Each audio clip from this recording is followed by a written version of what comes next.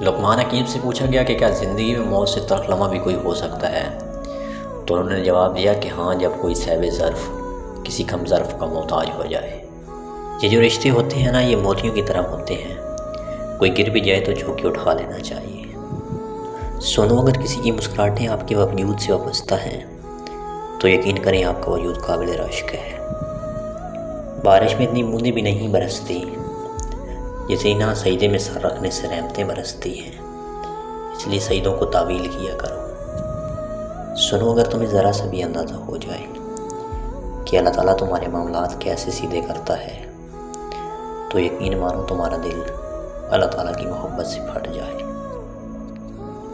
اگر انسانوں پر گزرنے والی کیفیت ان کے دل کی بجائے ان کے ماتھے پر لکھی ہوتی تو تم جن سے حسد کرتے ہو ان پہ تمہیں رحم آتا۔ اگر لوگ آپ کو قبول نہیں کرتے تو بھی مایوس نہیں ہونا، کیونکہ لوگ اکثر وہ چیزیں چھوڑ دیتے ہیں جن کی قیمت وہ دے نہیں سکتے۔